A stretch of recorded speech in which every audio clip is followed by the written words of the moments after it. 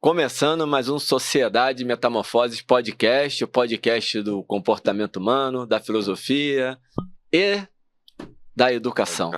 O podcast do ser humano, mas hoje esse assunto tão caro a gente, nossa primeira reprise, nosso primeiro retorno de um convidado, a primeira parte 2 que a gente está fazendo, não podia ser da melhor maneira com o meu querido mestre Hércules Rubini. Obrigado, Hércules, mais uma vez se disponibilizar a vir aqui conversar com a gente. Já cheio de... tá todo empolgado aqui com a pauta, porque é o cara que sempre se esmera muito em tudo que ele vai fazer para trazer informações importantes. Então eu não vou ficar com delongas aqui, só pedir para a galera, como sempre, se inscreve aí no canal, curte, compartilha, por favor, e deixa seus comentários aqui se você tiver algum importante e interessante que queira fazer. Basta querer fazer e deixar o comentário. Gulu, Amoroso, alguma... Não vou ficar apresentando muito o Hércules, volta lá no episódio anterior, a gente vai deixar o link aqui embaixo, você vai ver toda a apresentação. Vamos direto ao ponto, vocês querem colocar alguma coisa antes de começar? Estou ansioso aí para escutar o nosso amigo aí, com a pauta dele já foi maravilhosa. Também dou toda a palavra ao nosso amigo e vamos ver o que vai rolar, vamos embora. Herculão, bola contigo. Bom, a outra vez que eu estive aqui foi muito legal, né? E eu sempre gosto de assistir as gravações depois, né, para ver se eu falei alguma besteira e tal. Então assisti depois, ficou bem legal. E uma honra estar aqui. Eu sempre assisto os podcasts de vocês, né? O do Amaury, achei muito legal. É um cara que precisa ser mais valorizado, ele é muito mais importante do que as pessoas têm noção, né? Um hábito que ele e o grupo dele sempre tiveram daquele aprimoramento entre os estagiários, né? Grupo de estudo e estágio com nível 1, nível 2, com programa de estágio. Isso hoje em dia a gente não está vendo mais, é uma tristeza, né? A Amaury é uma lenda. Precisa realmente ser mais... André Leta, Amaury, esse grupo aí sempre fez isso. Isso é importantíssimo, é fundamental.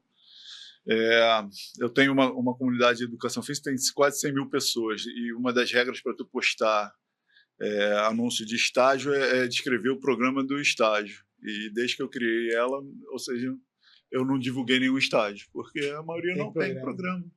Então é uma perda de tempo na exploração do mão de obra barata. E o Amaury teve uma importância muito grande também na construção do curso de Educação Física da Estácio, né? Que teve uma ementa fantástica, a melhor que eu já vi na minha vida em Educação Física. A gente tinha 6 fisiologias, 2 biomecânicas, e os professores escolhidos a dedo, né? Assim, só um dream team. E que se ampliou muito depois com o tempo, né? Foi um legado que ele deixou depois que ele saiu, e que eu trabalhei lá durante muito tempo e usufruir, né, desse legado que ele deixou. Infelizmente isso também a gente viu, né, piorar aí ao longo do tempo. Feito isso, né, vocês gostam muito de ler, né? Um dos temas que a gente vai discutir hoje é leitura. E vocês sempre estão apresentando livros, eu trouxe 2, dessa vez mais um, né? O primeiro, volto a insistir, é o Pedagogia do Fracasso, do Vitor Haase. Esse cara, vocês têm que conhecer ele é um neurocientista mineiro, tem muitos, se for lá no YouTube digitar o nome dele, é Haase, H-A-A-S-E, muitos vídeos dele, né, fantásticos, e aqui ele tenta explicar, né, as mazelas da educação brasileira, né, por que é tão ruim. E isso, quem quer discutir isso está totalmente fora da realidade, que não faltam dados, né? No primeiro episódio a gente trouxe um monte de dados mostrando o fracasso da educação brasileira. Hoje eu vou começar também colocando alguns dados, né? Sempre legal porque uma coisa que eu critico muito é, o cara falou, mas isso aí é a opinião dele, cara, é papo furado, cara, né? Tirou isso de onde? Baseado no quê? O meu lado cientista, né? E então eu gosto sempre de colocar dados, né, para embasar, né, o que a gente vai falar. O outro livro é da Dora de Seyes, parece que já foi discutido aqui, nas Ferramentas Perdidas da Aprendizagem, em que ela discute a escola, a educação, né?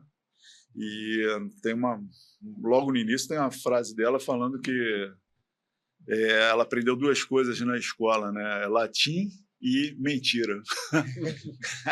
Pesado, né? Quando eu li isso, cara, eu vou ler esse livro. É um livro que tu lê em um dia, tranquilamente. Foi o Alan que me deu de presente, então estou recomendando ele.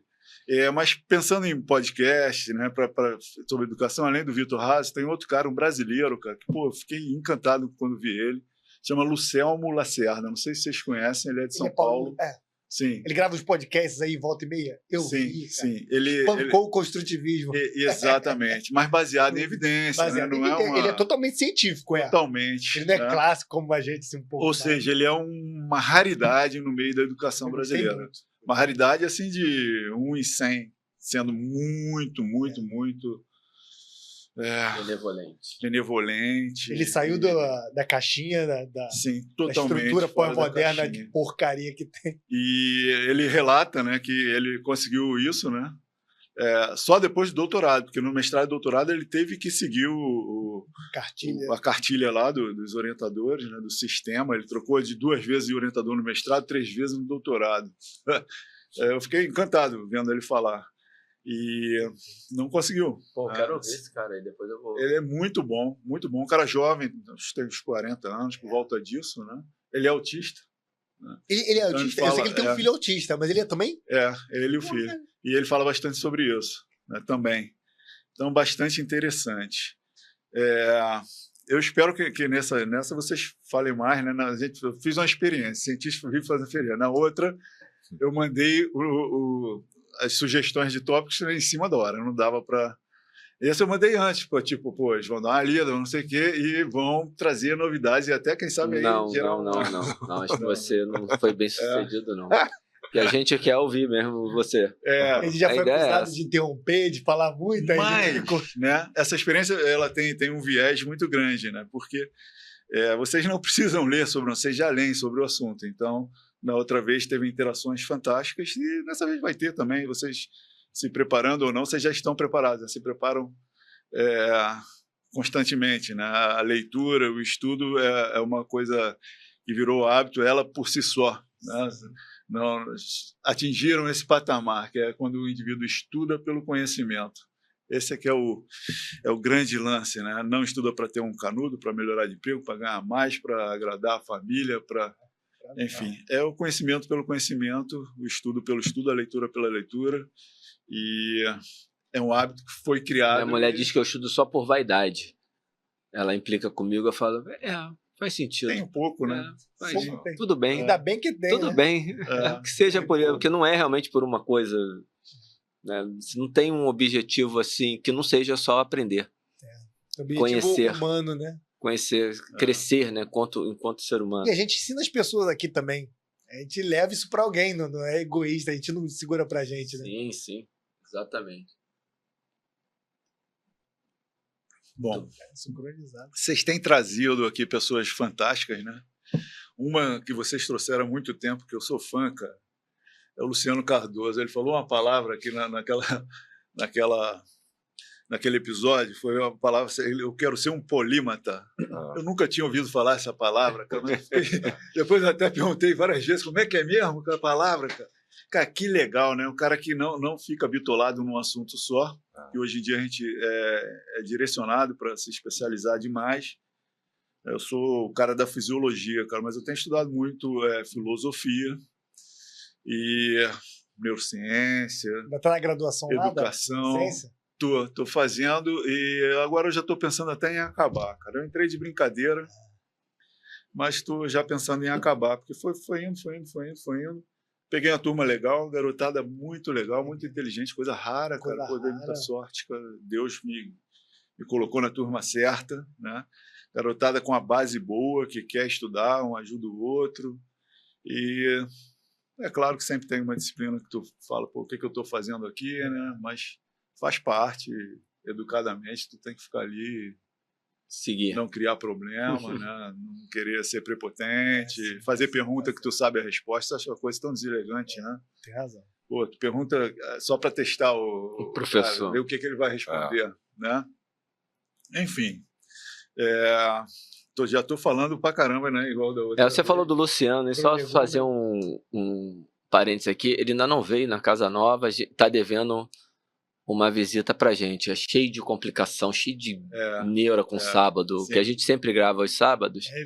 Nossa, para arrancar o Luciano de casa no sábado, às vezes a gente tem que dar até uma ameaçada nele. Da última vez a gente ameaçou, Gulu, lembra? Tem um pau que eu não vejo. Enfim, mas a gente eu consegui gravar com ele porque foi online. Ele foi meu estagiário. Presencial a gente ainda não conseguiu trazer. Mas é um cara que sempre que eu converso com ele, eu tiro alguma coisa. Ele é muito inteligente, muito bem preparado. E vocês também, cara. O Ramon, cara, teve uma conversa quando a gente foi visitar o Léo, cara, você e o Ramon começaram a discutir, cara. No início eu tava falando também, no final eu fiquei só olhando assim, caraca, cara, eu não sei nada disso, cara. Você se lembra disso? A gente tava do lado de fora, você e o Ramon começaram a... Não sei o que, cara, o Ramon também, pô, cara inteligente, cara. Eu lembro desse dia, não tem como esquecer esse dia, não por causa dessa conversa. Foi os emagrecimento? Não, era sobre filosofia, filosofia política. Pô, muito. Ainda bem que o Hércules nunca presenciou uma discussão nossa. Não, mas ninguém quer. A gente também não vai mais ter. Brutalmente deselegante. Ela me xinga de tudo quanto é nome.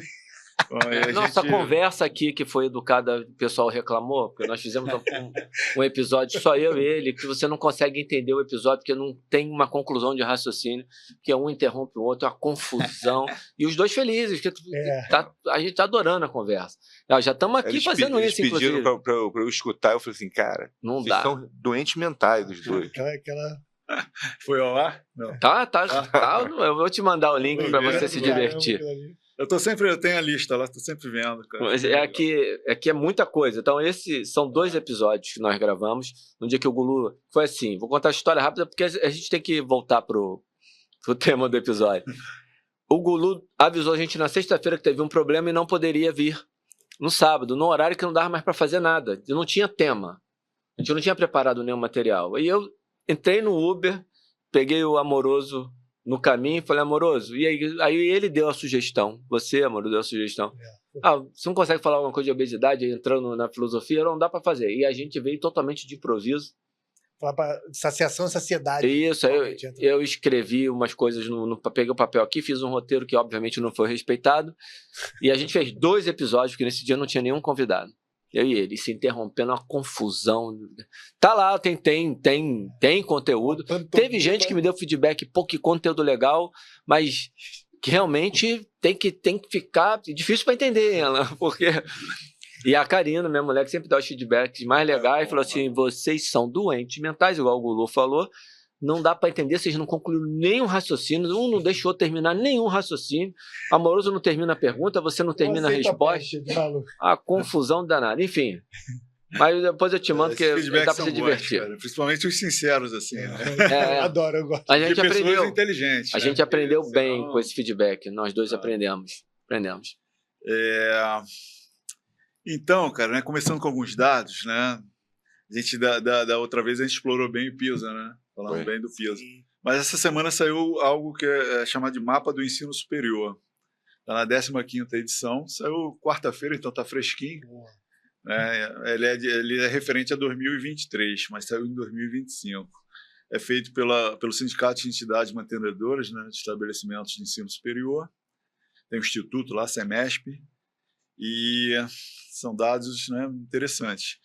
Mostrou um crescimento de 5,6% no total de matrículas de 2022 para 2023. Então, mais pessoas estão fazendo ensino superior. E o fato de ter uma grande quantidade não em si significa qualidade, né? Pelo contrário, que a gente está vendo, né? Isso é um grande problema. Na rede privada, aumentou 7,3%. E na rede privada, a gente tem 79,3% das matrículas no Brasil. Então, se não fosse a rede privada, esse número aí ia cair significativamente. O estado que tem mais pessoas no ensino superior é São Paulo, mas disparado. Eu não imaginava que essa diferença fosse tão grande, né? Lá tem 2.322.190. E o segundo é Minas Gerais. Também em Rio de Janeiro eu imaginava que fosse o segundo, não é. Mas Minas Gerais tem 953.358, ou seja, menos da metade. E por aí vai. Então, São Paulo é o lugar que tem mais pessoas fazendo curso no nível superior. Vai ter mais desempregado. Não tem outras possibilidades de trabalho lá que independem do nível superior, né? Ainda bem. A gente torce para o pessoal, para a sociedade, né? Para o bem da sociedade, o pessoal não conseguir exercer, né? A profissão, dependendo. Pode gerar aí uma catástrofe. As mulheres, tem muito mais mulher no ensino superior do que homem.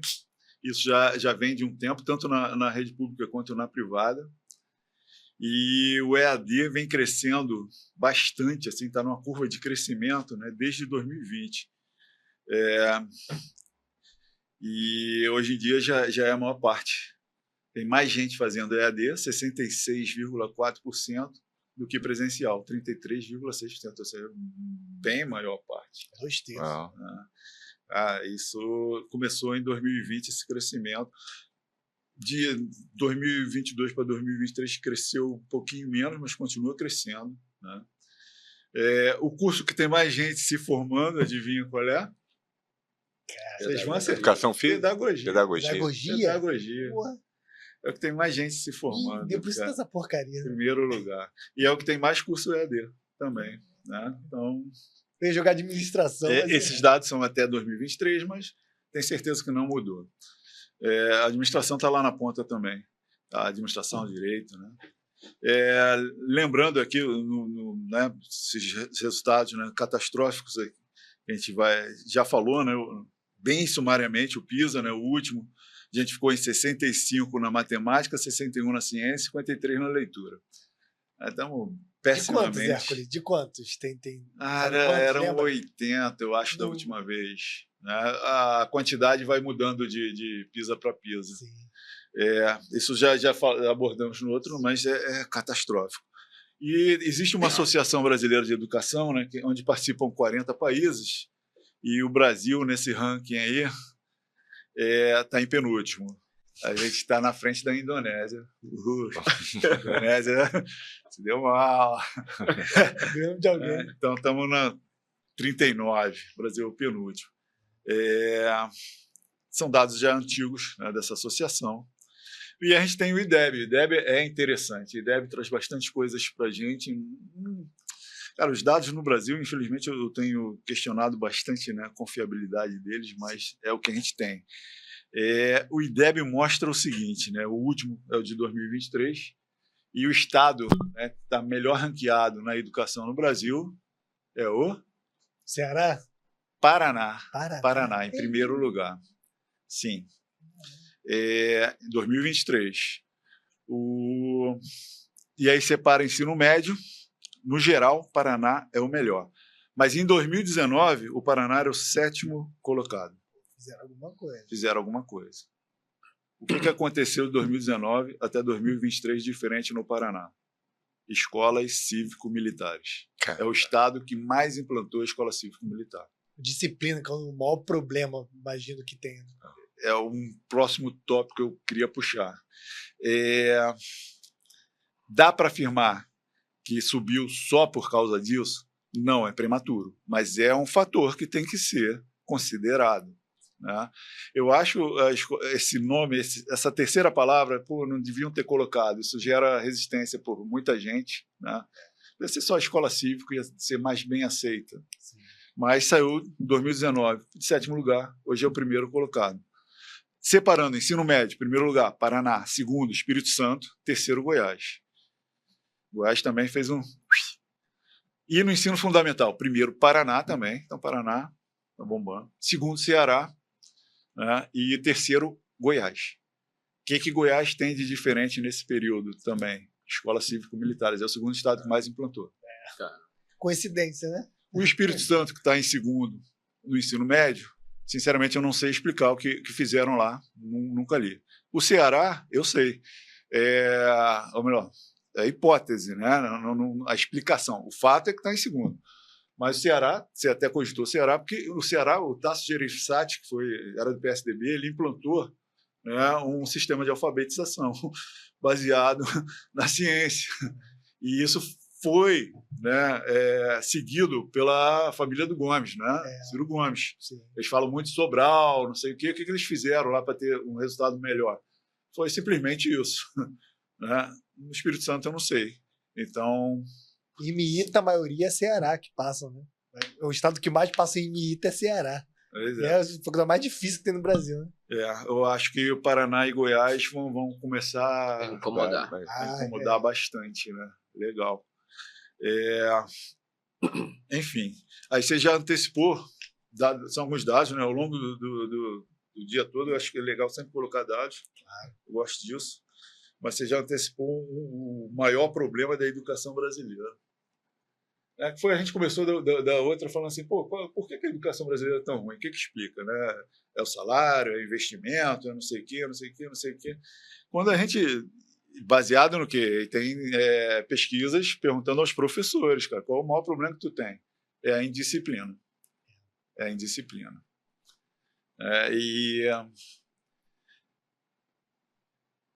Beleza. O que isso acarreta? Né? Primeiro que no Brasil, o professor ele fica mediando ali conflitos, né, durante a aula.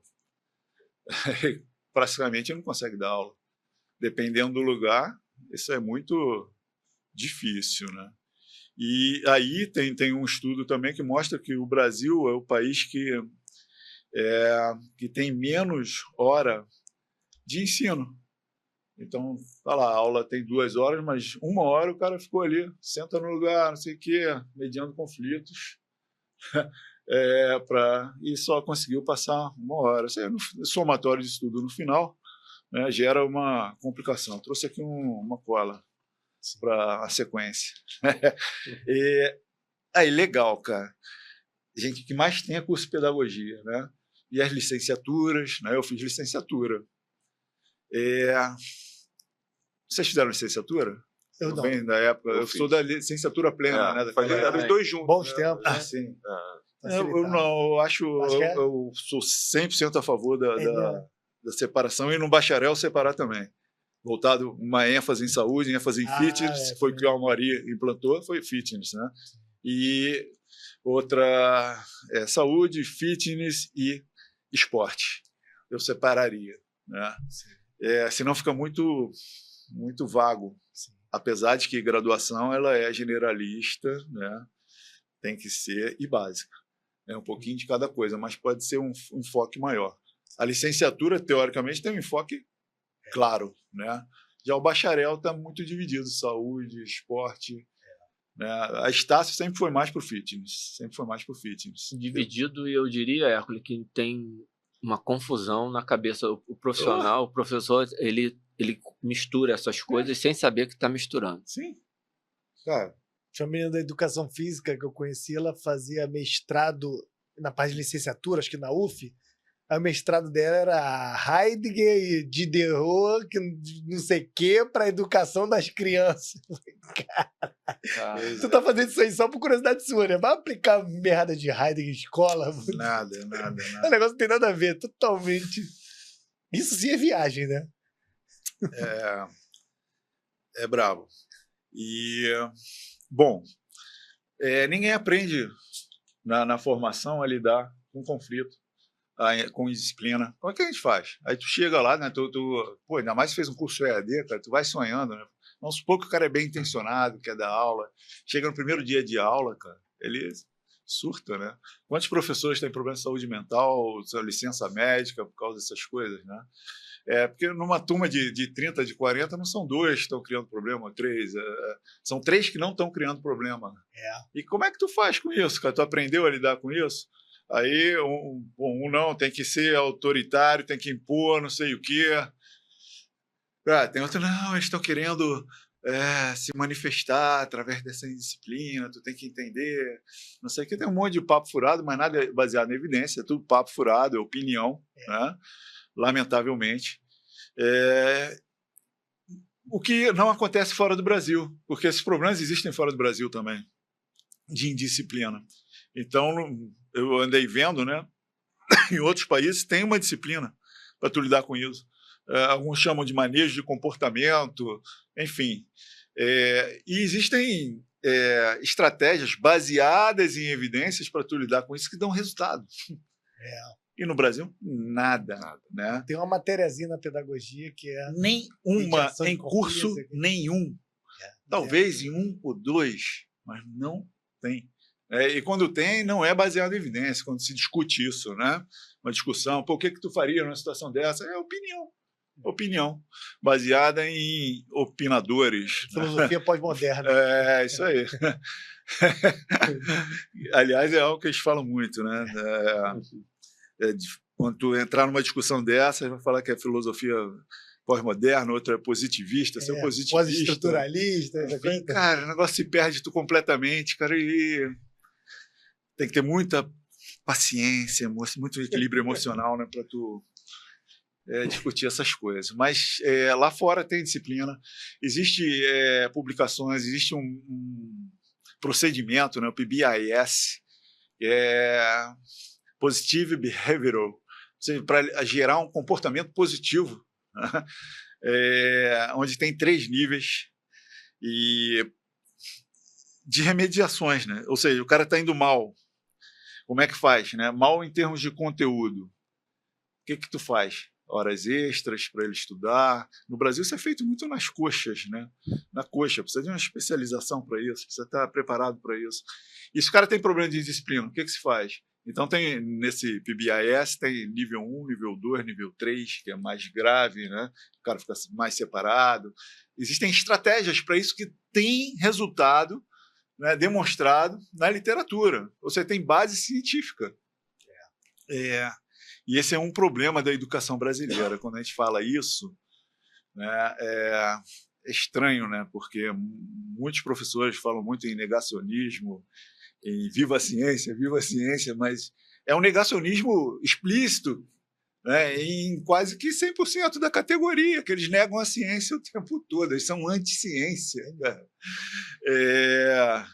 E tu é chamado de positivista quando começa a falar em educação baseada em evidências. No Brasil é 0, é um dos tópicos que eu coloquei, é 0. Em outras áreas tem uma briga danada na psicologia, cara. Quando fala psicologia baseada em evidência, já tem alguos falando, já está bem mais evoluído do que a educação. A educação é 0. Zero no discurso de pedagogia. Né? Mas ainda tem o cara, não, tu é positivista, cara. Eu já fui chamado de positivista, cara. Pô, mas eu estudo filosofia, cara, eu adoro filosofia, eu tenho minha fé, né? Então conhecimento teológico eu não descarto, eu valorizo muito o empirismo, aliás, eu sempre falo, né, a ciência vem do empirismo, né, das nossos questionamentos. Assim, meus estudos basicamente vieram disso, cara. Pô, fazia uma coisa e falei perguntar, por que eu faço isso? Porque o livro tal está falando, né? Aí vamos ver lá. Não tem nada, cara. O que será que acontece? Como é que explica? Né? Por que quando o cara tem câimbra no futebol, o cara vai lá, alonga e melhora? Cara, isso é uma coisa... é porque... Pô, já estou vindo com a fisiologia, né? Mas tá dentro da célula, não adianta. É por causa da desidratação. Legal, cara. Então, desidratação, que é um problema sistêmico, eu vou resolver alongando um músculo localizadamente. Pô, faz muito sentido, né? Muito sentido. Aí, os livros falavam isso, cara. Pô, e a gente engolia, né? A gente engole muita coisa. Né? É um problema neural. Câimbra é um problema neural. É uma hiperexcitabilidade motoneurônios alfa. Então, fica ativando demais aquele músculo. O cansaço, a fadiga gera isso. E quando a gente alonga, tem uma diminuição da estabilidade de motoneurônios alfa. Por isso que se discute tanto o prejuízo na performance logo depois. Né? O alongamento estático. Está explicado. Faz sentido? Né? Total sentido. A fisiologia tem que fazer sentido. Isso é muito legal. Cara, já estou falando pra caramba. Tem uma estratégia que é baseada...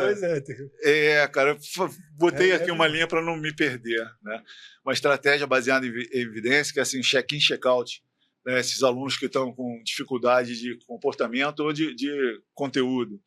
E o cara, na chegada, ele tem que passar lá no responsável, mas tem que ter um responsável especializado, né? Com formação adequada. E na saída também. Falar o que você fez, o que vai fazer, não sei o que. Isso também mostra resultados positivos. Né? Os TDAH, essa coisa toda. É o comportamento positivo, né? Você resolve. A literatura mostra isso. Isso não é discutido nos cursos de licenciatura. Mas nada. 0. Né? O problema, né? Ou seja, se a gente identifica que tem um principal problema e não faz nada para combater esse principal problema, de certa forma, as escolas cívicas combatem esse problema. Os pais, né, das crianças que estão nessas escolas adoraram, né? As crianças gostam, né? Vai entrevistar, elas estão plenamente felizes. Eu acho muito interessante mesmo. Só tiraria esse nome militar, até porque de militar quase... Tem muitas coisas, mas o militar mesmo ali não está. Né? Tem um ou outro. Enfim, tem que mudar muita coisa, né? na formação. O problema já começa na formação, que é muito ruim. E se eu formo professores ruins, eles vão formar profissionais ruins, vão ser professores ruins, e a bola de neve vai aumentando cada vez mais. É o que tem acontecido no Brasil, e isso é preocupante demais. As futuras gerações está acontecendo um fenômeno, né? Um dos temas que a gente vai estudar que é inteligência, né? O QI, pela primeira vez na história, está diminuindo de uma geração para outra, cara. Como é que pode isso, cara? Surreal, né? Mas deixa um pouquinho mais para frente. O que a gente estuda? Muito ainda nos cursos de licenciatura e pedagogia, autores antigos, né? Piaget, tem disciplinas... mas muita coisa que o Piaget descreveu já mudou, né? Não porque ele era burro, fraco, ruim. É pelo tempo, né, cara? Ele foi sensacional, ele teve uma importância. Mas mudou. Os prazos que ele colocava lá são totalmente diferentes. Enfim, Vygotsky, né? Luria, é mais antigo ainda. Ou seja, os autores antigos. Em todos os cursos de licenciatura, de pedagogia.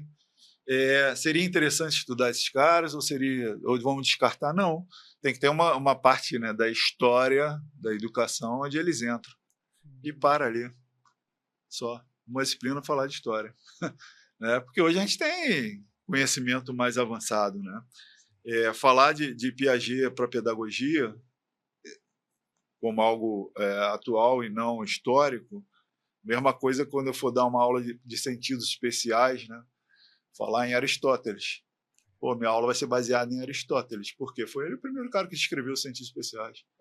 Só que ele escreveu como 5 sentidos. Estava errado. São 4. Era o melhor que ele podia fazer. E foi fantástico, era um gênio. Eu sou fã dele, eu adoro, mas... Cara, passou algum tempinho, né, do século IV a.C. até hoje. Algum tempinho, né? E talvez possa ter modificado alguma coisa, né? O tato, hoje em dia, que era um dos 5 sentidos, é considerado sentido somatosensorial. Então, hoje tem 4 sentidos. Chegou a se cogitar um 6º sentido, que seria a intuição, né? E na ciência nunca entrou, mas foi muito falado também nessa época. A intuição era muito falada, né? Enfim, a gente tem que... o conhecimento é justamente para isso, né? Para ir botando mais tijolinho. Às vezes o muro inteiro tem que ser derrubado e construído do zero, né? Mas é para isso que a gente estuda, cara. Se a gente não evoluir, e é isso que na educação brasileira está parada, cara, literalmente. E esse povo vota. Pois é, vota.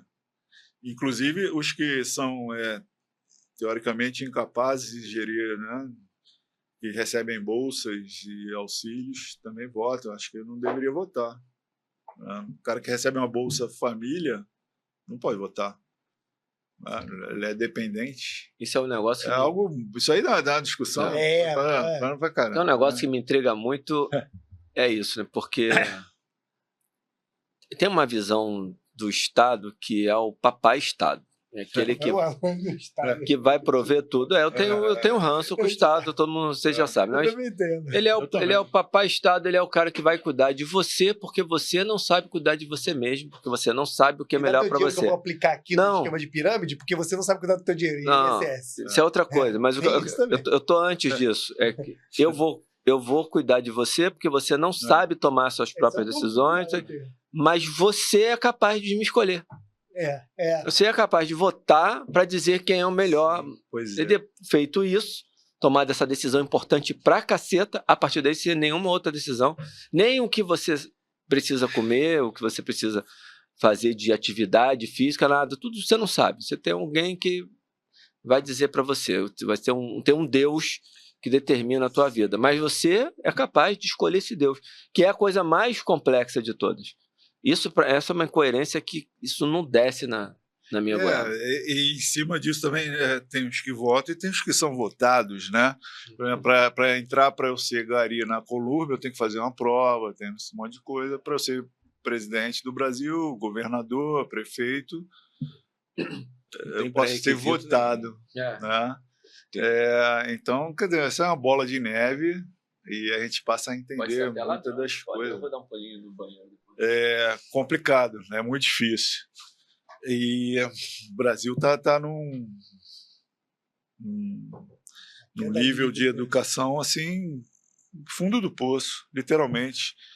É difícil imaginar como pode piorar. Sempre eles dão um jeito, né? Mas muito difícil. Aprovação automática, aquela coisa toda, né? Então a gente já é aprovação automática, uma ideia genial essa também. Né? Foi implantada por um secretário de educação em São Paulo, que é considerado um grande educador. Nossa Senhora. E que eu não considero nem ele educador, mas isso aí é outro tema polêmico. A gente já falou aqui, já colocou alguns dados, falando de indisciplina, né? Um grande problema que não é tratado no Brasil. É o maior, né? Atualmente é o maior, né? Para os professores, sem dúvida, né? E para o resultado que o processo pode gerar. Sim. É um grande problema, não é tratado de forma séria. Na época dos jesuítas era abre a mão aí, ó, é palmatória. O meu pai chegou a apanhar de jesuíta. Por isso que no PBIS o nome é comportamento positivo, porque não tem castigos, né? Para deixar bem claro, que não precisa ter castigos físicos, botar de castigo virado para a parede, nada disso. Sim. É para mudar o comportamento mesmo do indivíduo. Aí o outro tópico, né, que eu acho que é muito importante, cara, que vocês gostam muito, é leitura. Né? Quando a gente pensa em educação, a gente tem que ler, cara. Estudar é ler. Estudar é ler. Eu era um cara, às vezes, no primeiro período, duas coisas que eu falava para meus alunos, assim, meu primeiro período era assim, ou o cara sai, ou fica comigo amarradão. Os caras que não queriam nada, eles saíam. Pô, isso era um livramento, cara. Maravilhoso. Eu conseguia isso. Eu perguntava, vocês são estudantes? Beleza. O que vocês estão lendo? Aí ninguém me respondia nada. Então vocês não são estudantes, porque estudar é ler. Bom, vocês sabem a diferença entre aluno e estudante? Tem um professor que tem um vídeo falando a mesma coisa que eu falava. Aluno é aquele que vem para a aula, assiste aula. Você não leva nada. Né? Estudante é aquele que depois da aula vai estudar. Então, esse é um processo que vocês têm que, se ainda não adquiriram, tem que adquirir a partir de agora. Eu costumo falar que você consegue fazer graduação, mestrado, doutorado, pós-doutorado sem ter lido o livro inteiro. Exato. Dá para fazer. Dá. Vai trechinho, vai lá na Xerox, trechinho. Mestrado, trechinho, doutorado, trechinho. Tu consegue tranquilamente fechar em quase tudo quanto é âmbito sem ter o livro inteiro. E depois disso vai dar aula. Lê um livro, tu não leu? Dá aula sobre aquele livro que você não leu. Tu leu, não li. E alguns ainda vão cobrar que o estudante leia, apesar dele não ler, né, cara? Isso é algo que sempre me preocupou, né? Que a história do exemplo vale mais que 1000 palavras, né? Tipo, pô, eu não posso parar de estudar, cara, não posso. Senão, cara, eu ia entrar numa incoerência que ia me fazer muito mal, ia deixar meus alunos, meus estudantes, né, decepcionados, cara. Então eu vou estudar até o fim, estou lendo bastante, vou estudar, eu gosto disso também. E é o que eu sempre preguei para eles. Então tem que ter coerência em algumas coisas, né? Mas quando a gente fala de leitura, o primeiro ponto, né, é os clássicos, né? Eles não podem ser menosprezados, né? Machado de Assis, eu não sei porquê, cara. Ele é um dos grandes nomes, né, do Brasil, da literatura. Ele era negro, cara. Então era para ser, pô, quem quer enaltecer um negro, cara, tá aí um símbolo, cara, né? Ele foi fundador da Academia Brasileira de Letras e ele é esquecido, cara. O símbolo que o pessoal usa é o cara que tinha escravo, cara. Pô, Que surreal, cara, que bizarro.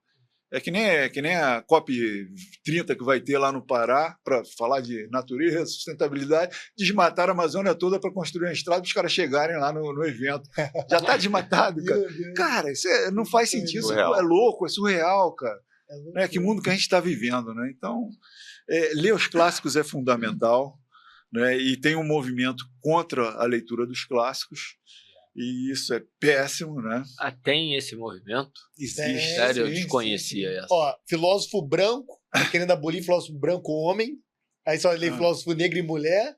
Sim. Tem a Machado de Assis, era Capitão do Mato, que ele defendia oligarquia, não sei o quê. Machado de Assis é um... marginalizado, cara. É a árvore que defende a motosserra. Que loucura. É uma loucura, cara, uma loucura. Eu sempre tive essa impressão que o Machado de Assis era meio que... Apesar da escola dar, mas acho que... não amealha ele, não. Dá pouco. Entendi. Meu filho se formou ano passado, aí no final ele leu Brás Cuba.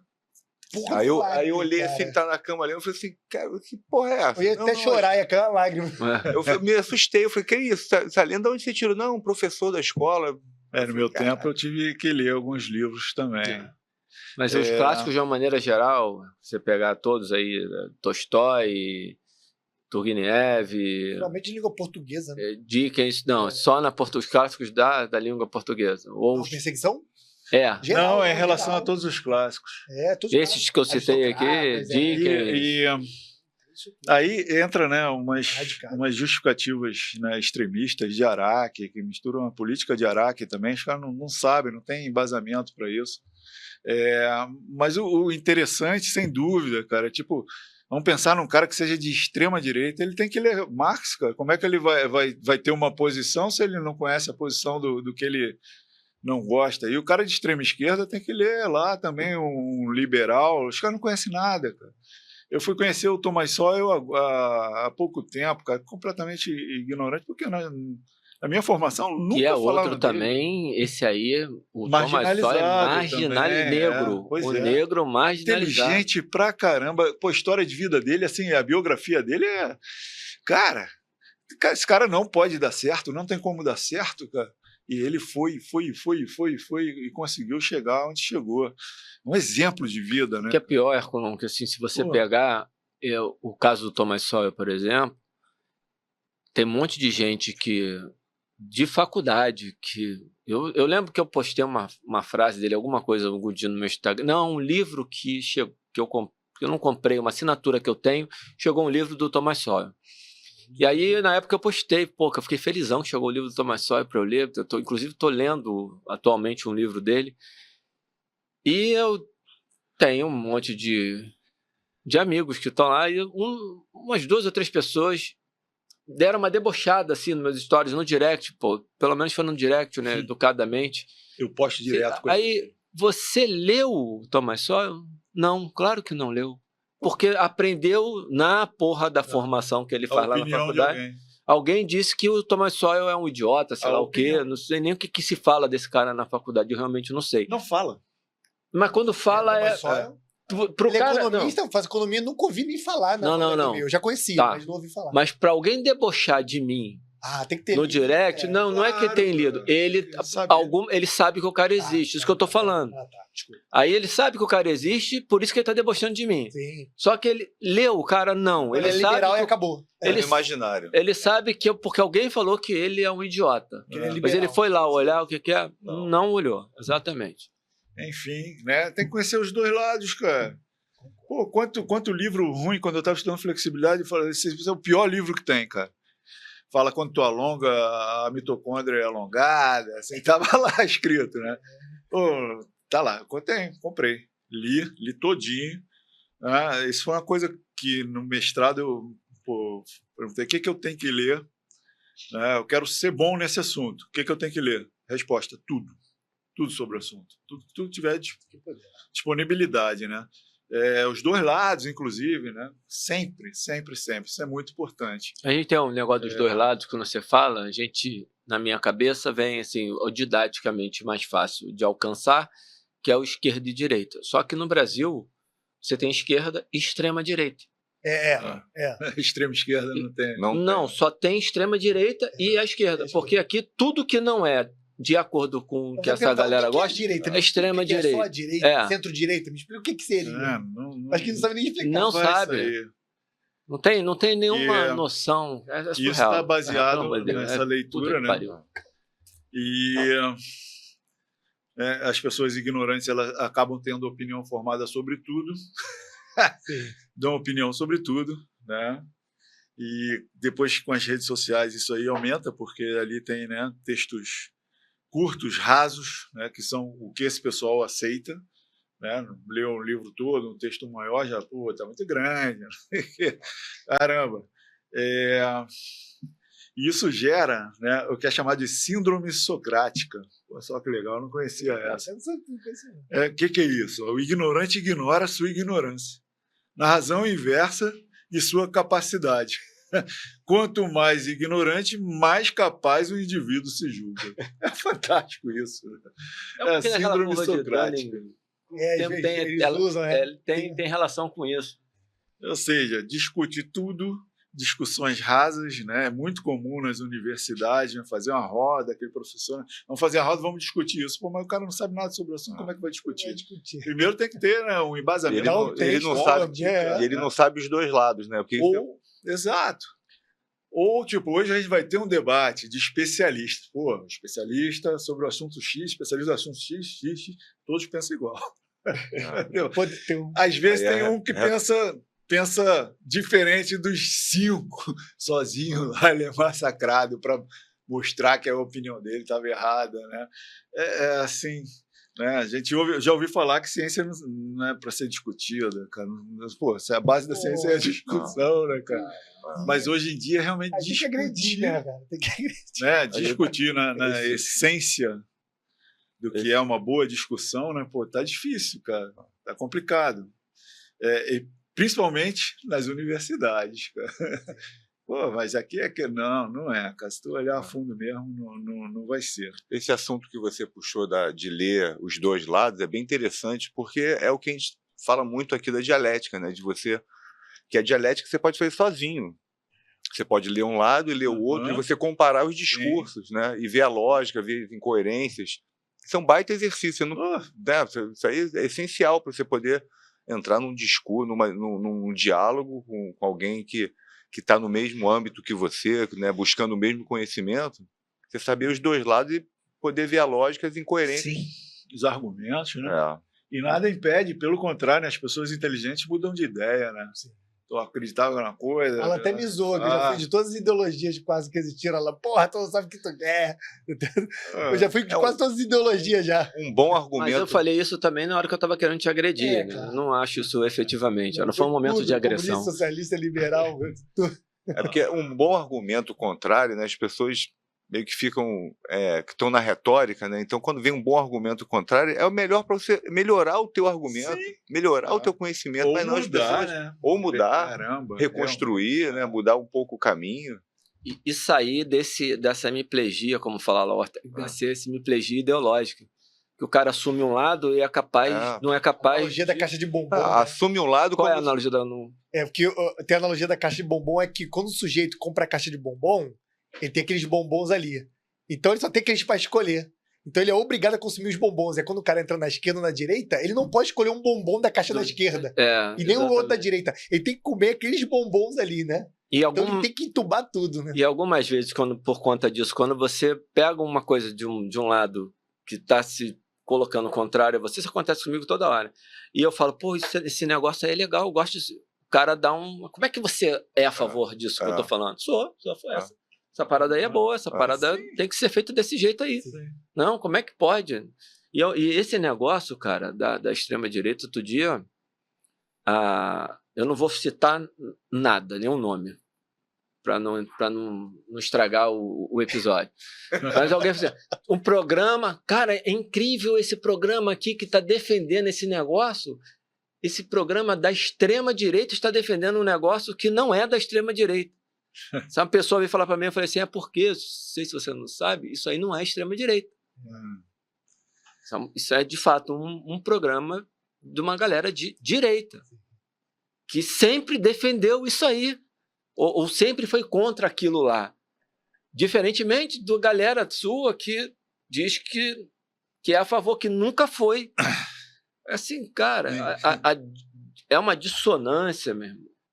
E aí é porque a história da caixinha. Como é que essa galera da extrema-direita, que para começar não é extrema-direita, mas como é que essa galera da extrema-direita está defendendo um negócio de esquerda, um negócio que não é de esquerda? Eles encaixam, o que eles fazem, o Sowell fala muito bem disso no livro dele, Os Ungidos, que é a coisa de encaixar a realidade no mecanismo que eles querem. Eles não usam os mecanismos, as evidências, para explicar a realidade que está imposta, que você não tem como alterar. Eles querem pegar a realidade e encaixar... A cama de Procusto. É a cama de Procusto, exatamente isso. É a cama de Procusto o tempo todo. Tem um episódio sobre isso, sobre a cama de Procusto. Foi mal, Herculão? É isso, né? Então, alguns autores até falam que a leitura ela está diretamente relacionada à liberdade, né? À emancipação do ser humano, né? Exatamente. Porque um povo ignorante, ele está condenado a ser escravo, a servidão, né? Aí entra até uma discussão sobre o livre-arbítrio, né? Alguns falam que vocês estavam comentando ainda agora, né? Alguns falam, mas o ignorante não tem livre-arbítrio de nada. E a escola do analfabeto votar, né? Como é que ele vai tomar a decisão na vida dele se ele não sabe, né? Ele vive totalmente em Nárnia. A verdadeira liberdade, ela só a gente só conquista através da educação. Através da educação que a gente pode pensar na liberdade. Sim. Que a gente estava falando outro episódio. A gente pode estar falando liberdade não é fazer o que você quer, né? Liberdade é uma autonomia de pensamento. Eu vou pegar esse ensejo do Guru, que pega certinho. Os religiosos, principalmente os católicos, eles tinham essa noção. O ensino jesuítico era para você se tornar um ser suficiente para ter o livre-arbítrio de forma responsável. Para você melhorar como humano. Então, o ensino era para você melhorar, não era para você ganhar dinheiro, não era para você... É claro que você, com conhecimento, você vai ser um aristocrata melhor e vai gerir melhor. Mas era para você ser melhor. Não era para tu buscar dinheiro, não era para trabalhar em fábrica, não era para nada. Por isso que, para mim, tendenciosamente, que não tem evidência, era um dos melhores ensinos que já existiu, né? Para muita a ratio studiorum, né? Que é a finalidade do homem, né? A finalidade do homem. Você tem que ser sinistro. É isso a finalidade. Tem que saber. É o que dá sentido à vida. E aí, né, existe muito investimento em coisas, né, que se chamam de cultura, né, mas são entretenimento. E na verdadeira cultura, a gente vê, né, orquestras sinfônicas, aí, tudo caindo pelos pedaços, os caras para sobreviver, né? Podia ser estimulado isso nas escolas, ouvir música clássica, cara. Isso, né, tem realmente relação com a cultura. A Dorothy Sayers aqui, ela tem uma frase que fala: quem não sabe ler bem, não sabe pensar bem. Muito boa essa frase, né? Tá no livro aqui. Bom, o Brasil ele tem a menor quantidade de livrarias per capita. Ou seja, no Brasil ninguém lê, cara. Teve uma pesquisa aí, última, que foi eu não lembro o número agora, mas era um negócio assustador. Acho que eu vou trazer esses... então, deixa... 2,7. Não, deixa... Desculpa. O Japão tem 4 vezes mais livrarias que o Brasil. Per capita. Per capita. Negocinho. E Buenos Aires tem o dobro. Olha só. Comparado com São Paulo. Buenos Aires comparado com São Paulo. Pindaíba há décadas e ainda tem um dobro. Tá saindo a Pindaíba, né? Tá melhorando. Não pode. Só vou falar, eu juro que é só mais essa, Herculão. Tá saindo da Pindaíba quando você vai olhar o que está acontecendo de fato. Se você escutar o que estão divulgando, aí os argentinos estão passando... Eu vi ontem, os argentinos estão passando pior fome. do que na Cristina Kirchner. Nossa. Tá pior. Tá na hora do impeachment do Milei, cara. Claro que quando a doença é grave, o remédio tem que ser mais forte, né? Esse é um problema que o Brasil vai passar em breve. Vai ter que passar. Mas só que morre. Só que, de fato, quando você vai olhar hoje as informações reais da Argentina, que você vai buscar lá, você vê o país começando a sair de verdade do buraco. Sim. Diferentemente das notícias que nós estamos vendo na maioria dos casos aqui. Não, as notícias de lá que são dadas aqui.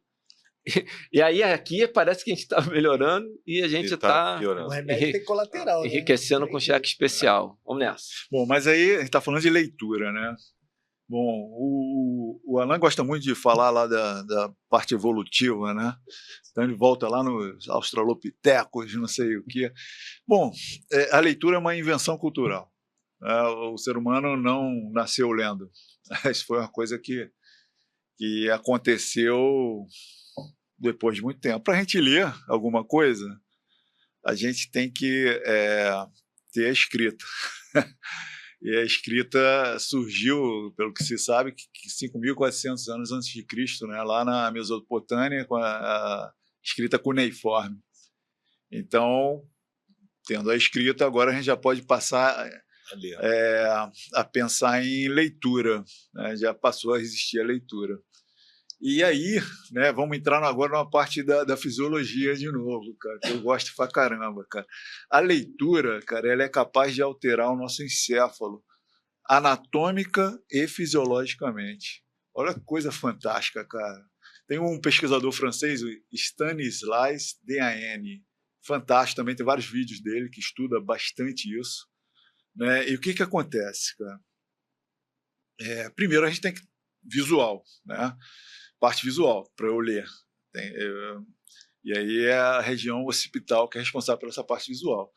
Depois que entra o visual, essa informação vai para uma regiãozinha que é uma região occipito-temporal do lado esquerdo, onde fica um giro fusiforme esquerdo. Esse pesquisador, Stanislas, ele chamou de caixa de letras. É nessa regiãozinha que vai ser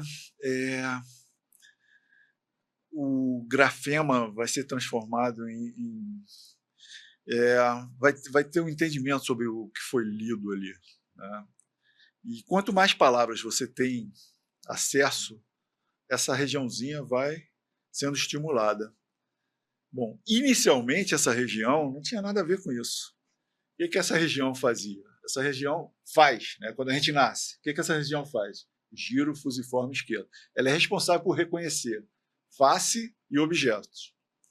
À medida que você vai lendo, essa parte de reconhecimento de face e objetos vai diminuindo o estímulo ali, e à medida que tu vai tendo um acervo maior, a leitura vai aumentando. Ou seja, se eu botar o indivíduo, né, botar lá o amoroso numa ressonância magnética, eu vou ver essa área muito estimulada. Se eu pegar um indivíduo que não sabe ler e botar lá, vai estar bem apagada.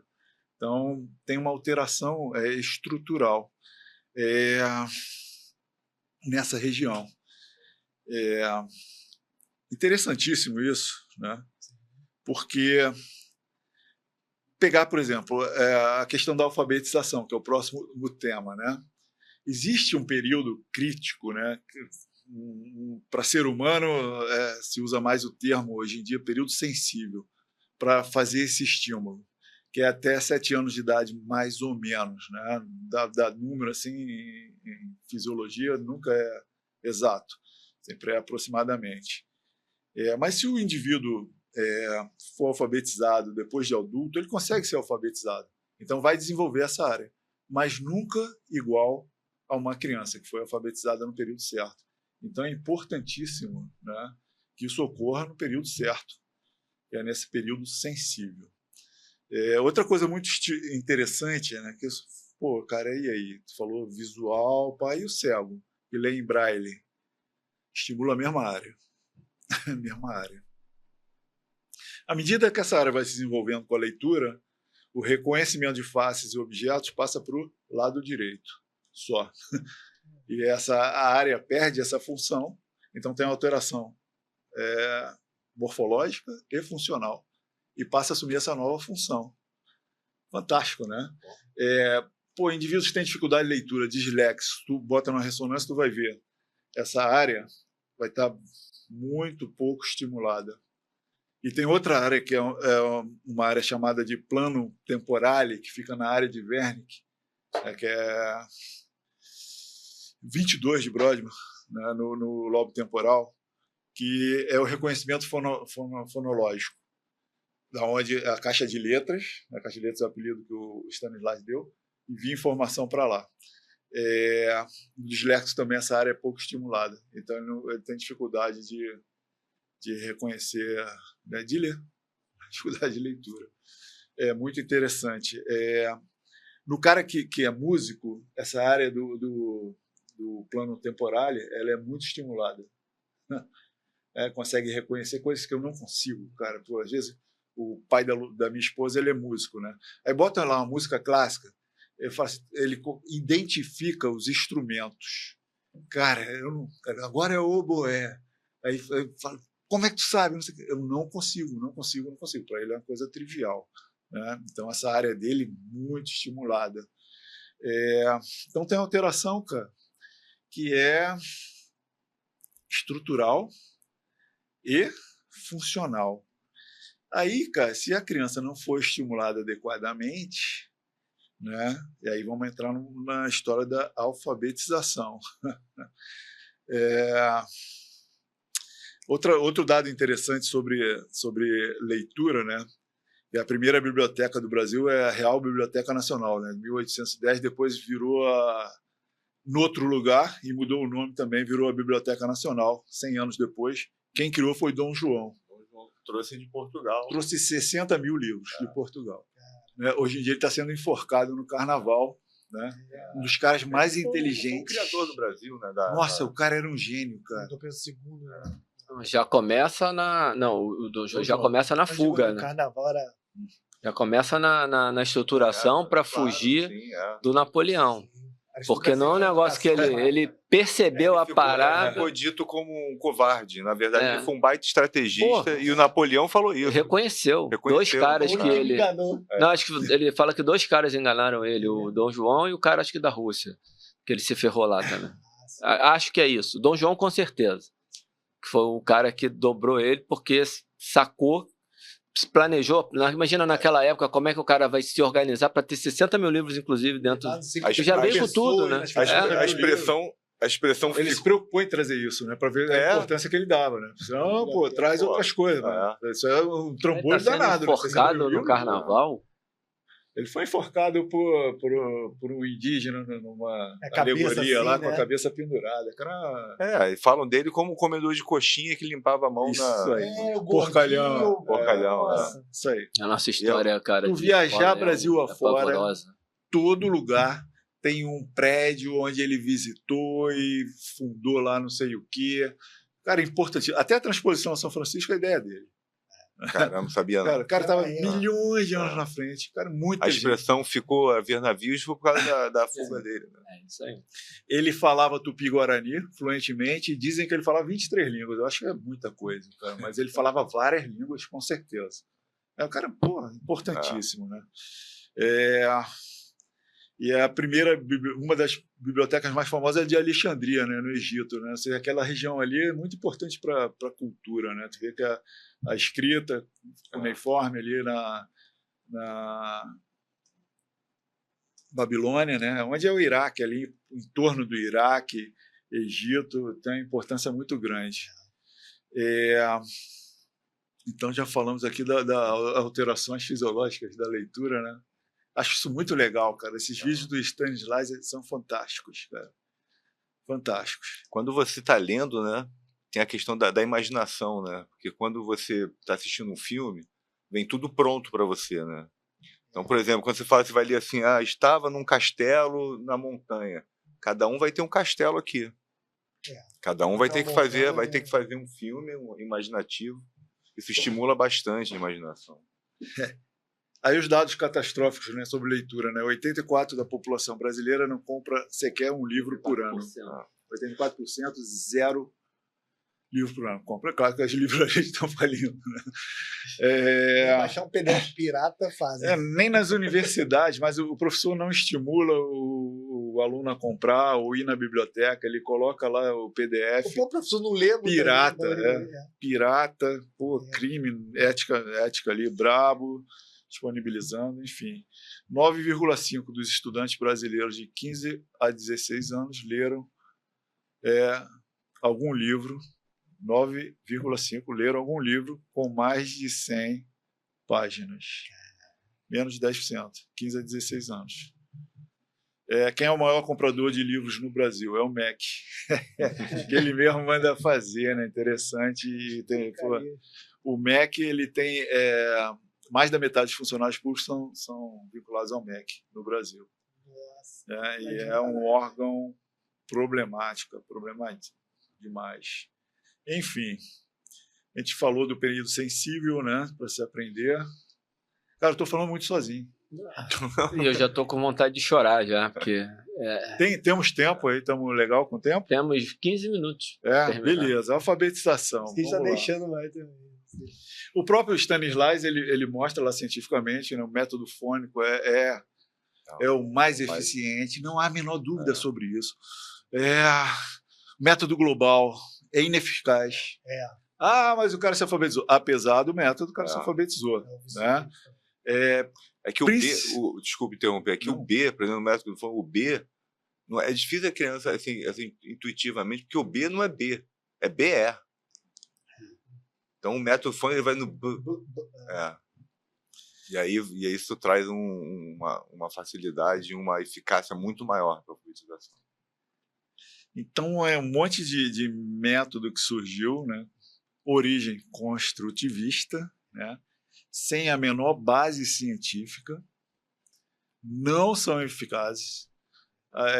Isso prejudica principalmente quem é pobre, porque o rico ele pode estar sendo alfabetizado por um método errado, mas ele chega em casa, os pais têm um repertório, né, de vocabulário, tem livros, tem acesso a outras coisas.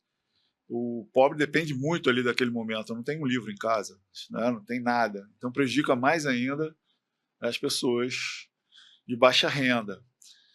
Isso não há a menor dúvida, né? Aí a gente ouve muito, né, o pessoal anti-ciência falando não existe um método melhor. Na educação física eu via muito, sim, também. Não, tu faz assim, na fisioterapia também, muito isso. Não, tem esse método, mas não tem o melhor, não sei o quê. É bom você aumentar o seu arsenal, conhecer todos. Não, cara, se um eu alfabetizo em 3 meses, 4 meses, 5 meses, o outro, nem em 3 anos... Cara, esse é melhor, cara. Isso está provado, tem estudo. Hierarquicamente melhor e acabou. Tem meta-análises mostrando, mas não é 1, 2, 3, isso já sabe há muito tempo. Os países que tentaram essa experiência, Israel tentou usar o método construtivo. Pumba, deu errado, já mudou. Né? Califórnia tentou isso, fracassou. Tem vários exemplos, né? Foi um desastre, cara. Eles mudaram. No Brasil, cara, a gente tem uma base nacional comum curricular que foi escrita baseada no construtivismo. É o que está valendo. Quem participou da construção dessa base nacional comum curricular? Sindicalista, MST, políticos. Tinha até alguns professores, mas o professor do blá blá blá, que não usa a ciência, não se baseia na ciência. Eu sou do argumento de autoridade, né? Quem falou? Foi o Vygotsky que falou, então aceita e bate a cabeça. O método global parte do entendimento da palavra toda, né, do todo para o menor. É inadequado. Os parâmetros curriculares nacionais são baseados ainda hoje nisso aí. Não se mudou, cara. A gente teve tentativas de criar a Secretaria Nacional de Alfabetização, isso foi criado em 2019, e fazer uma alfabetização baseada em evidências.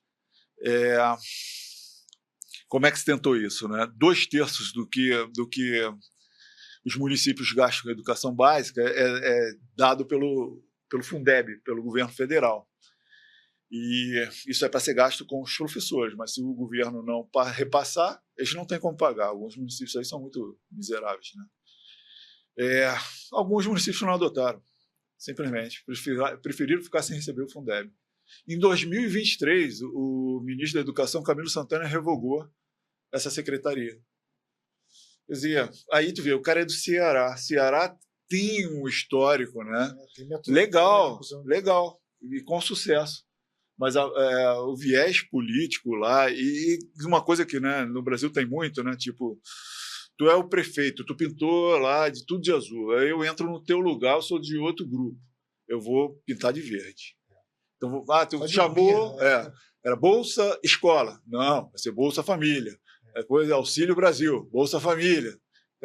Mas, cara, muda, né, lá, mas eles sempre mudam, né, sempre mudam. Enfim, não existe alfabetização baseada em evidência no Brasil. O modelo que a gente usa ainda predomina é o global, e não é eficaz, comprovadamente não é eficaz. Foi tentado. Você conhece o Carlos Nadalim? Já ouviu falar?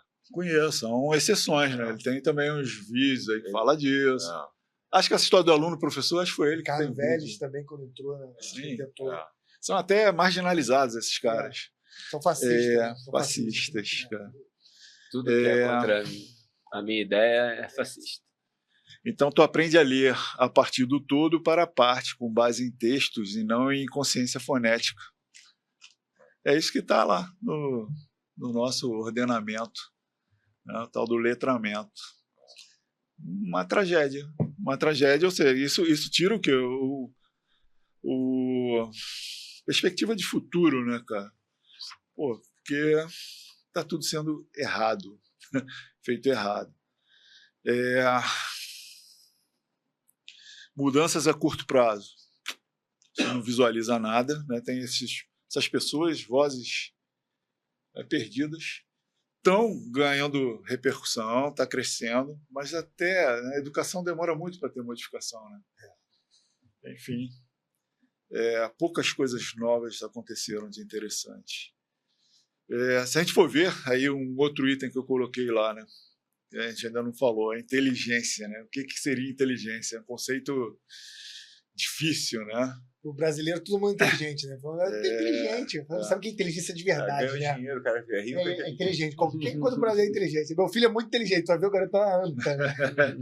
Pois é. Não, esse é um discurso que se faz, né, cara? Todo mundo é inteligente. Dar aula hoje em dia está muito difícil. Por quê? Porque essa geração tem acesso a muita informação. Então, quando tu vai chegar com o tema, ele já sabe, se bobear, sabe mais do que você. Durante 30 anos eu estou esperando chegar essa pessoa na minha sala. Nunca ninguém serve.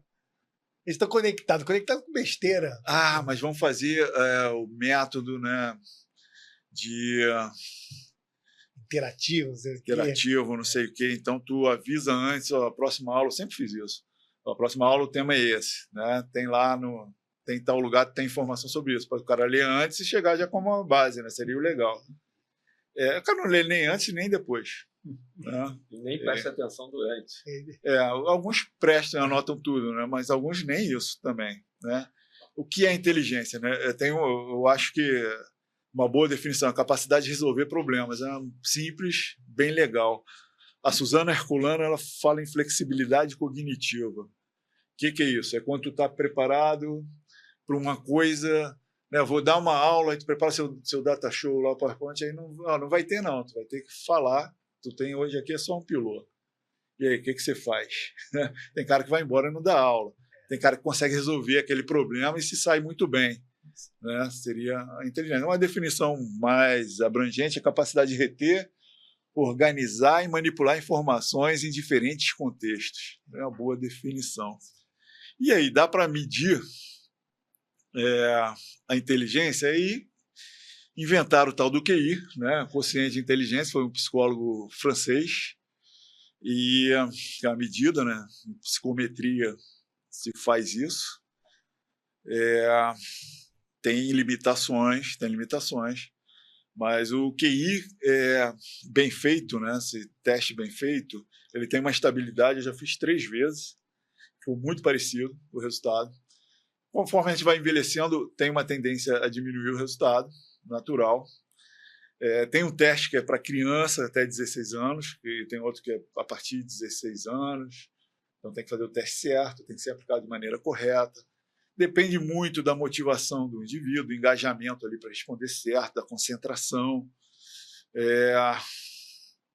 Então tem limitações, mas existe, né? A inteligência tem uma base genética, não há dúvida, mas tem também influência socioambiental, né, do contexto que tu vive e da educação que tu recebe, sem dúvida. Tem um efeito, né, que se chama efeito flying. O que é isso? O QI ele sempre aumenta de geração em geração. É isso que se espera. Pô, claro, né, cara? Pô, tu já chegou num determinado nível de conhecimento, né? E tu vai transmitir isso para a próxima geração. O cara não sai do zero, né, cara? Não tem que elaborar lá o teorema de Pitágoras. Não, já está elaborado, cara. É botar isso, entender, né, como é que ele chegou, mas já parte de alguma coisa. No construtivismo, se tu ensinar, né? Tem até uma frase do Piaget, né? Quando o professor, né? Sou eu ali, o criminoso, né? No caso, sou o professor conteudista, né?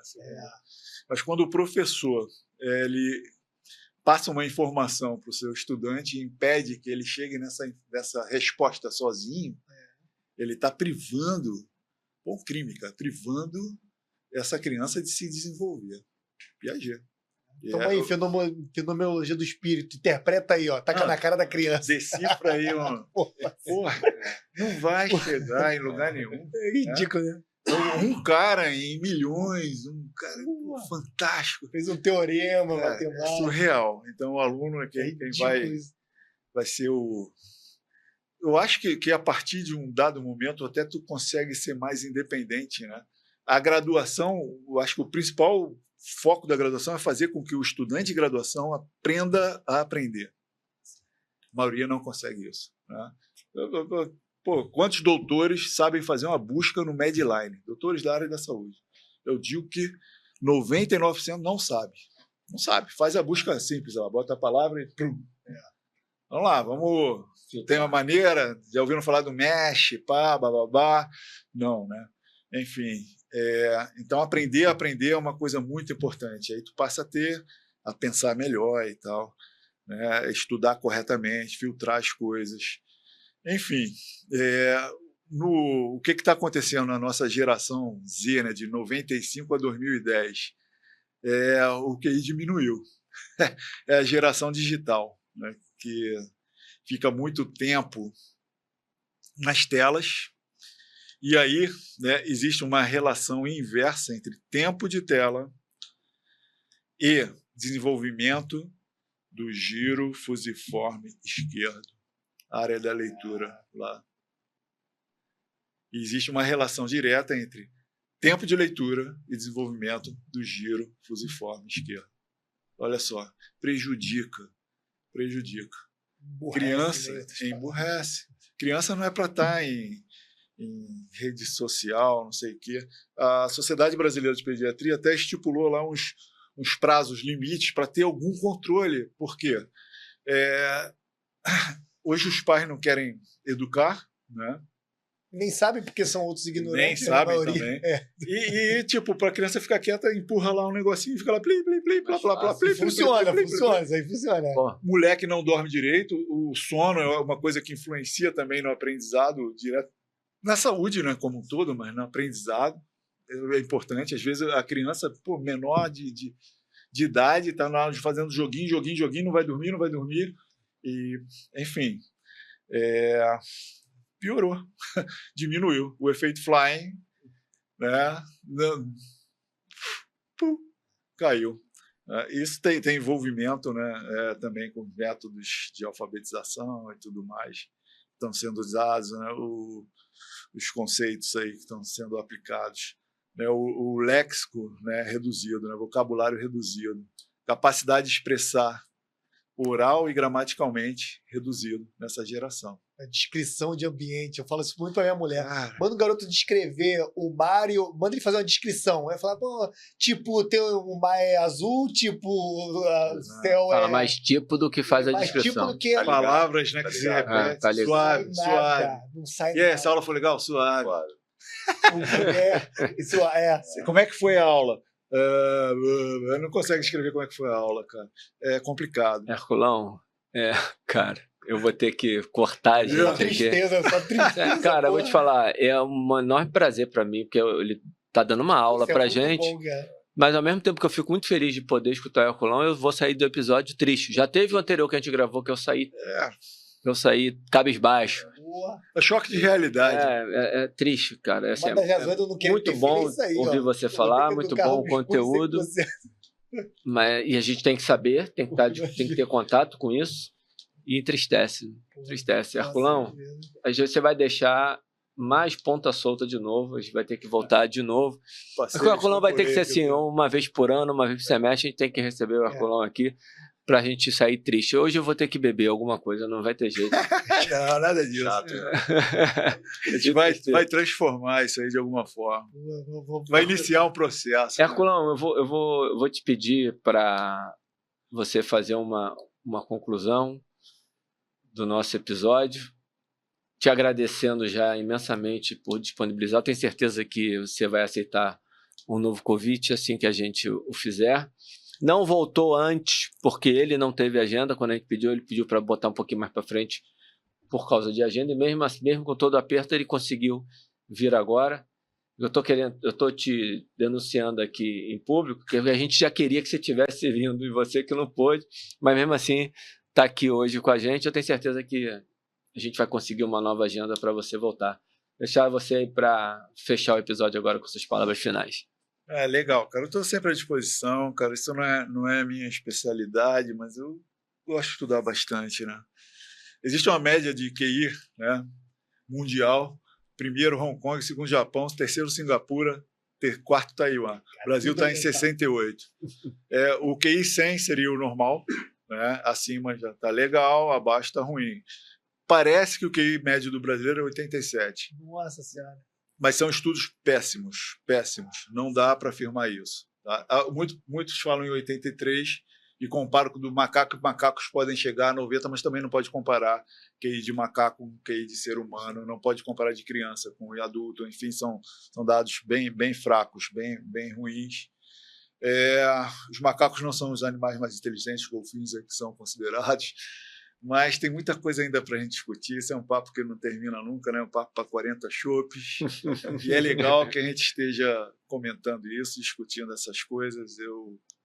Eu gosto muito de estudar, quero muito aprender, cara, eu reconheço a minha ignorância. E, enfim, eu acho que nos próximos episódios tu falou que ia reunir o grupo lá do LaFiex. Eu tô doido para fazer esse aqueles episódio. monstros lá que foram criados pelo nosso querido Esse vai ser um Léo episódio Cabral. difícil de fazer. Essa foi uma ideia da Karina, da minha mulher, que a hora que a gente conseguir vai ser bem legal. Mas esse episódio, essa reunião é no segundo eu começo, que é o episódio que eu faço com o Pedro Ivo. Aí botar o Dr. Alberto online e o restante a gente trazer aqui fisicamente, que o Dr. Roberto está. A não ser que a gente consiga uma agenda um dia que ele esteja aqui no Rio, a gente. Sim, é difícil, cara. Tá traz. Direto lá. Enfim, mas uma hora a gente vai conseguir viabilizar esse episódio. Sim. Acho que a gente abordou todos os tópicos, foi bastante amplo. Ficou faltando falar de homeschooling, né, que é uma coisa recente. É um episódio também. inteiro, hein? Não tem nenhuma evidência científica sobre isso, já adianto isso. Então é muito baseado na percepção de cada um ainda, não tem estudo sobre isso, né, os efeitos disso, mas dependendo da situação, acho que pode ser até interessante. Eu não tive acesso, mas me parece que tem estudos sobre, em Portugal, se eu não me engano. Sabe quem é o João Malheiro? Não. Um cara muito interessante também de educação. É um português, mas ele está aqui no Brasil já, deve ter uns 60 e poucos, já está uns 50 anos no Brasil.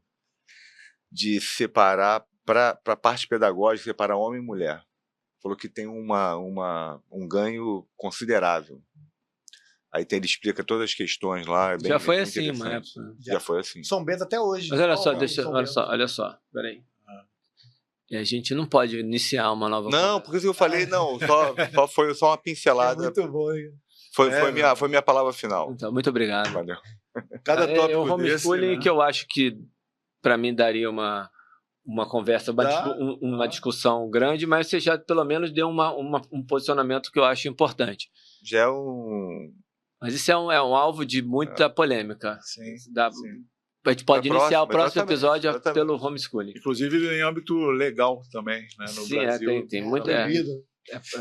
mais ou menos, vai depender do entendimento. Muito... Da onde mora, se tem necessidade. Do juiz, cara. Não podemos entrar no assunto agora. Já passamos da hora. Eu já dei minha palavra final. No momento que eu falei que faltavam 15 minutos, nós já estamos, se eu não me engano, a 18 ou 19. Herculão, se despede da galera, porque eu vou pedir pro pessoal fazer aquele... Obrigado, cara. Eu admiro muito vocês, cara. Acho esses programas que vocês fazem muito legais, importantes. E a gente não vai resolver o problema do mundo, mas a gente vai dar uma contribuição, isso que é importante, né? Penso muito nisso. Fazer a nossa parte, sempre. Trabalho o Beija-Flor apagando incêndio da floresta, ele tem que estar lá apagando incêndio da floresta, mesmo que não vá apagar. Obrigado. Espero que tenha sido legal, estou ansioso para ver como é que ficou. Eu adorei, porque o super aprendizado, como sempre, muito obrigado, mas reforço, eu adorei ficando triste com a informação, mas a gente tem que saber, também não é só para receber notícia boa. Quem assistiu até aqui, obrigado, aproveita para curtir, compartilhar e se inscrever no canal. Galera, vamos nessa, né? Um forte abraço. Um abraço.